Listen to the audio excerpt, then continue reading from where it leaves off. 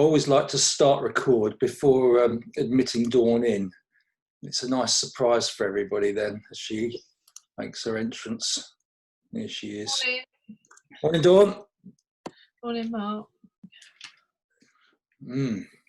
Nice red lipstick and wavy hair. That's good. Made my comment. Let's do this. You said let's get on with it. Well, it's Sahara's birthday. That's my eldest granddaughter's birthday today, and I have lots of things to do because my sister's coming. 35. She's 5. My sister's coming over with her husband. We're going to social distance in the garden, and I'm thinking I need a tent. We've got some big tents. So I'm going to get one of those out. I'm going to get the little TAC tent out so that we've got every avenue covered, because if it rains, it's going to be miserable, isn't it? Right, be very careful what you say. Do not mention other people coming or whatever, because we've got a limit of 6 outside can meet in your garden. No more to comment on that. All right? Oh, we will be 8.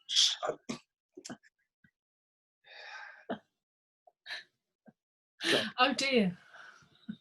Didn't think of that. Sorry. Oh dear, I'm breaking lockdown meds. We'll have some in, some out. How's that? Yeah, I won't appear. I'll carry on writing my book well out of the way. Okay. You've been very quiet today. I don't know what's the matter with you. Turn your sound up. Oh, I don't like it up. Oh, turn that down again. Believe it or not, if you turn your sound up, you can hear me more clearly. No, I hadn't realised I'd turned it down that much. Okay, do you this is episode 77, Monday the 8th of June, 2020. Are you different on camera than you are in normal life, do you think? I'm more wary of what I'm saying, I think, because I realise anyone could, watch it. And I'm very conscious recently of, saying the wrong thing at the wrong time, because we're all potentially stressed about being, in lockdown, etc. Most people are quite happy, still smiling, but some obviously it gets them down. So you have to be wary.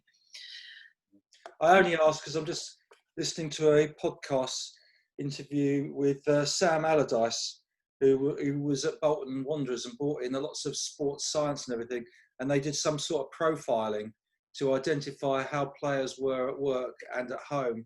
And he used himself as a guinea pig, and his wife said she worked out that it was him because he's so different in public when he's talking to the media or whatever than he is at home.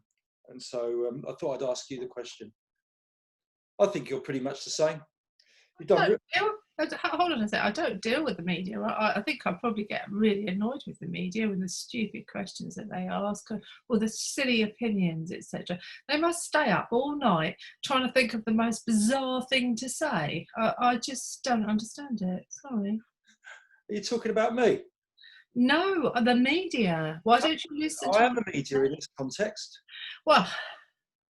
The other day, ladies and gentlemen, she limited me to being able to ask 3 questions in 24 hours because she was so annoyed with me asking question after question during the day. Well, we'd been up about 2 minutes, and I think Dawn had asked me 5 questions, and I'd already used up my 3. You cannot have a conversation without asking a question. It was very funny. I did laugh. It was impossible not to ask a question, wasn't it? If you wanted to know something, it was impossible. Yeah, good challenge. I wonder, it's like just a minute. You can't ask a question as long as you can. Yeah, it's so. Is it green? You'll have to say, wouldn't you? Is it green? And you'll be guessing. No, that's a question. That's a question. Rather than me say, "How are you feeling today?" I go, "You look blooming awful," and then see what your reaction is. That's how you go about. I'd just say, yeah. Well, there you got the answer still, haven't you? Anyway, let's go on. Barry Royden got the music yesterday, but he didn't get the link on the rollover. It was John Denver, "Take Me Home, Country Roads." I'm only going to give him half a point for that. I do want the link. I spend hours researching this stuff and thinking about it, and I'm not going to give points away freely if you can't get the link. but he goes to 9.5. He's our leader. He's a point clear of Angie and Steve on 8.5, and Tony Fulbrook on 8. They're the big four. I'd still like to see somebody else muscle in and get a point occasionally. They're going to have to go for it, aren't they? Go on then. They don't have to win, but they just have to get a point occasionally. Anyway. Right, let's here we go. Today's music. We want the link and the artist and the song. Stand back.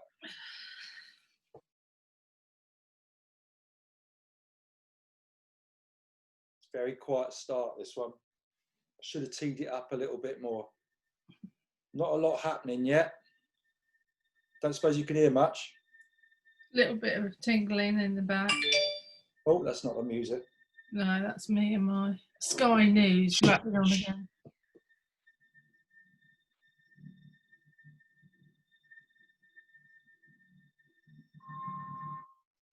All right, there we go. What had he dug up? What was the link? John Denver, Take Me Home, Country Roads. And the link was with the previous, because it was Gate.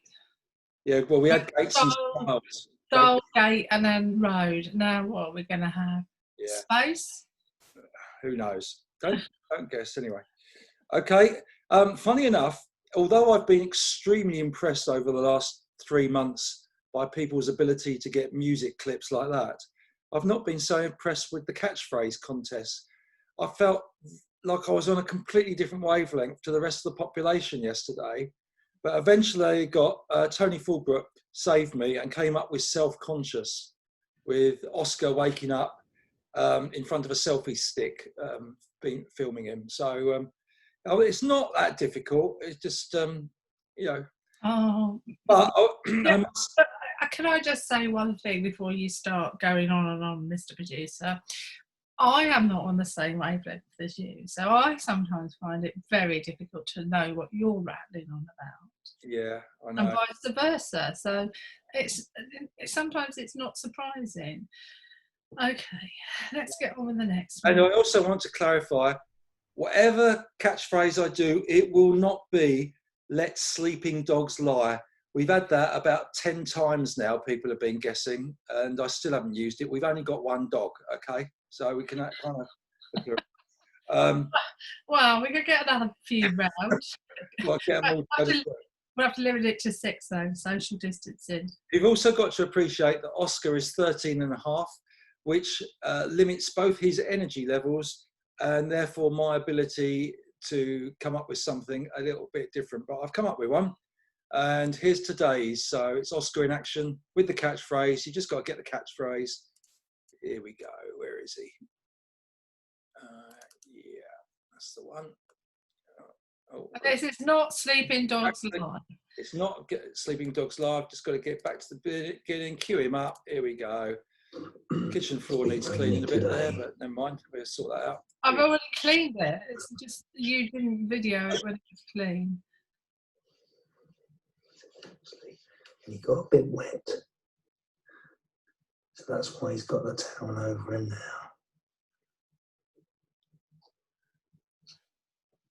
There you go. Good old Oscar doing his stuff. Don't get paid, but still, yeah, get a treat for his starring role. Not much feedback yesterday because I think everybody was wrapped up with the catchphrase, trying to get it.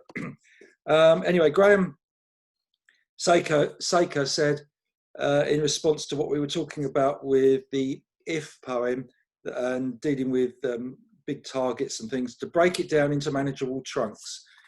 Like Steve Fury's elephant analogy. Now, I have got the memory of an elephant, but I can't remember what Steve Fury's elephant analogy is, and you couldn't either. So yeah, maybe Graham's been watching something different than we have. Well, it just shows it's not very memorable, because if I don't remember it, it's not in my memory banks at all. I can't remember in what context it came from.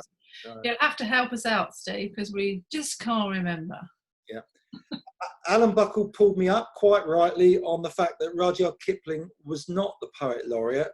I should read more carefully. He actually turned it down, according to Wikipedia. Oh dear. Yeah. Mm. And poor old Canadian correspondent Hubert, not a lot from him yesterday. He was just stuck on the catchphrase, and that's all we got. So we're going to move on to talk about Rudyard Kipling's If. We're on verse 2. Okay, you ready? You listening? I'm listening. If you can dream and not make dreams your master, if you can think and not make thoughts your aim, what does that conjure up for you, Dawn? Well, I'll take the latter part first. It means that whatever you're thinking, it shouldn't sort of like define what or how you go about something, because that's just one person's thoughts. So you should, perhaps explore and maybe ask somebody else and find a different opinion so that you can weigh up the situation better. Right. And then on the first piece, repeat it. If you can dream and not make dreams your master. Well, that means that you've got, it's a bit like having an ambition. It means that you have a dream and you do work towards that dream, but it's not tied down. So if you don't achieve that dream, then it's not going to define you in many respects, because at the end of the day, a dream is a dream. And if you set the target so high that it's not really viable to be achieved, it's very difficult for you to achieve that dream, isn't it? Yeah, and that you just reminded me of what Goldie Sayers, the javelin thrower, said, because she was the number one in the world going into the Olympics in 2012 and got a serious injury, and she was asked, how does she feel about that, and she's almost put it behind her and moved on, and she was still extremely proud of what she achieved, how she went about it, and she gave it her all. So yeah, that's really good. I mean, it's like aiming at the Olympics. It mustn't be your obsession, in entirety. You've got to have other things, because it might not happen. It depends on other people as well. You can't be obsessed about it. It can't be the one thing that you're aiming for. You have to sort of balance your life with other things as well, because that makes it makes you a better person. Because if you're so focused on one thing, you forget people's feelings, and you're oblivious of anyone else. You're so focused on what you want to achieve.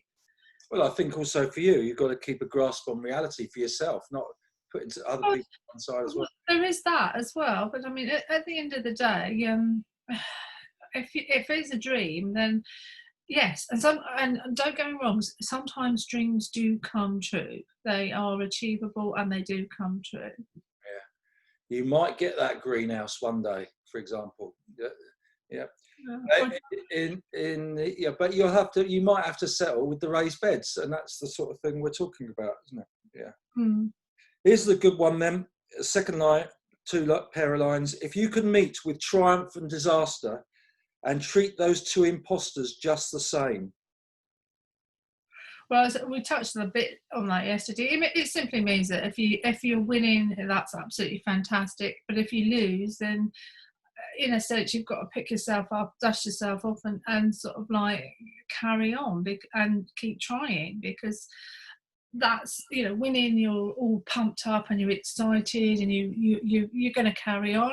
Obviously winning should be losing should be the same, shouldn't it? You've got to keep trying. You've got to think, I can achieve this, and the only way to do that is to keep trying. Yeah, I think this is more about respecting others, and perhaps realizing that whether it's a success or a disaster, it's only a fleeting moment generally in your life, and therefore you should put them in context and be humble with success and calmly dissect failure. Not like Tony Fulbrook when he got the catchphrase and then plastering this great thing about how great he is over the Facebook thread. And poor old Grazia had been spinning, her head had been spinning, trying to work it out in absolute agony. And then Tony stomps in, gets the catchphrase, with swagger. But that's exactly what I said. You know, when you win, you're elated. You feel absolutely wonderful. So that all comes out. But Yeah. when you lose, obviously you don't feel so good. Yeah. I mean, it's difficult, but and that's why you should encourage people when they win is to say well done and to the person who's lost rather than just carry on. But also in the fact that you've lost, you're likely to give up sometimes, and that I'm saying is you should use that to keep trying and to become that elated. But remember how it feels when you lost. Yeah. Yeah, it's I don't want to give Tony the wrong impression, because I like the fact that he came in, you know, punching the air and everything, and celebrating his success. He's only done it once, but once is enough. No, I think that's good. I think also though, when somebody's done well, it's important that other people congratulate them. Oh, God, yes. Whoever finished second and third or fourth or wherever or last, because I think it's their moment and you have to respect that. I have this thing across country that I wait for the very last people to come through, and I say well done from the person obviously who's winning to the person who's coming last, because regardless of how you feel about it, the people who are coming last might eventually come first at some stage, so they need as much encouragement as they possibly can get. So it's important to stand there and wait for the very last people to sort of come through in a race and say well done. And yeah, it is, but it's all right for you doing that because you're all wrapped up with your dry robe and everything else, and you haven't run. But if you've won the race, you are not going to wait for Morris to finish. No. I'm not saying the winner. I'm saying the supporters. Oh, right. I don't want the winner to do it. I just think it's important that someone is saying well done, because they've run so far that they deserve a well done as well. On that, it was good to see Denise Bauer and Grazia Manzotti stop and ring our doorbell and say hello on their run, and we did respect the fact that they could be getting cold, and despite we had a good chat, we let them go, didn't we? Yes, we did. Yeah. Okay, if you can hear the truth you've spoken, twisted by knaves to make a trap for fools. Well, the media sums that up, doesn't it? Yeah.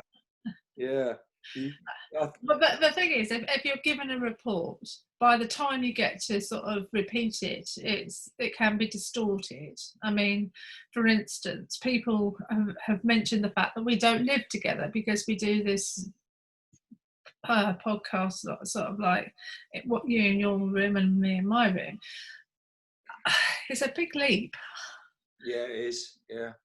I mean, and we might be getting a divorce at some stage. I'm not sure. I'll listen to the rumours, but I mean, good job I've got a sense of humour. It makes me laugh, but it's very easy to repeat something and miss some vital information out, and then before you know it, other people actually believe what you're saying. A classic example is we put a notice up outside. Somebody thought we were going to have a man's club, and there'd be crowds of people and drunks and goodness knows what else. And all it is taking payment over the over line, as opposed to anything else. You have to have a license. So at the end of the day, be careful how you read something.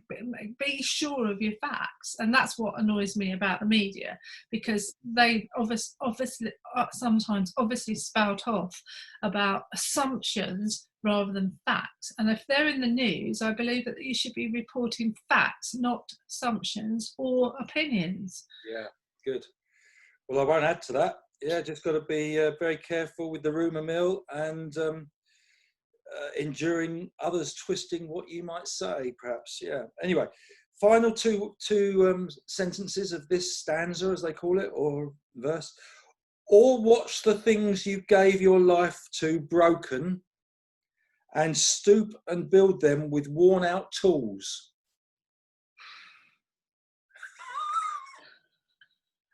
Not sure what he's thinking here.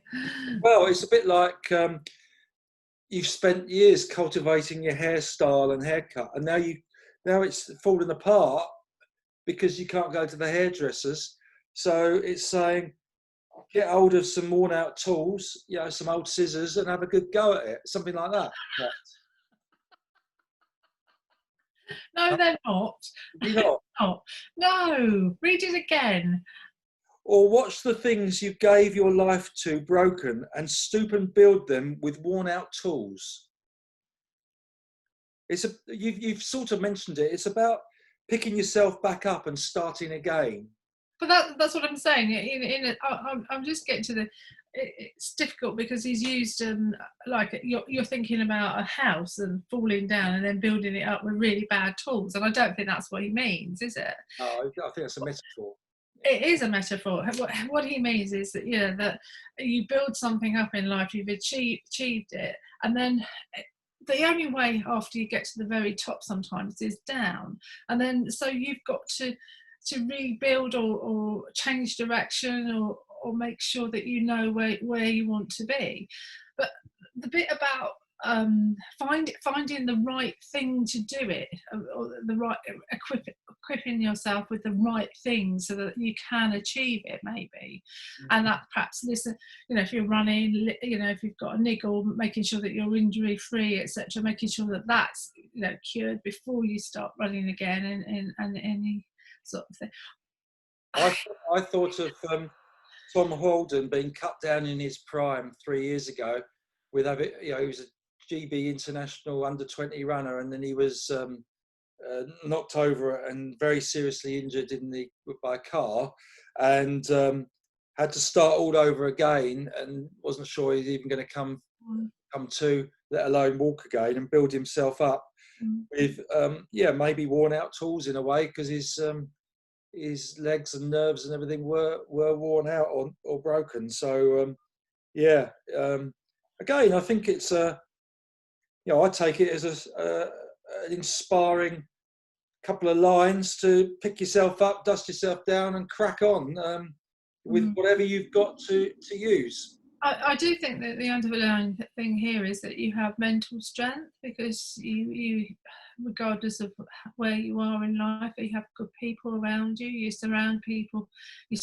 yourself with the right things, and that the tools are people as well, because they give you encouragement, that they're taking you to the places to have the physio and things like that if you're injured, and you've got a support system. People who are successful have people behind them that are really understanding and want them to succeed. So I think when you talk about tools, I'm thinking about people, and we're talking about that now in Tom's instance, but people could literally think, oh, that means I don't know, the right shoes or something. I don't really know, but very good. I think and you are right. To do what we do, we have to build ourselves up using tools, which are people, and a lot of the people we know are pretty worn out, aren't they? Which is, so that's a good metaphor to finish on. And worn out. I look forward to hearing from curing like the rest of us. I'd like to hear from all the worn out people we know to just to argue the point that they're not worn out. to bring vigour to the feedback page, and give us something to work with for tomorrow. We'll be on to verse 3 of Rudyard Kipling's If poem. So thank you very much, Dawn. Thank you. Bye.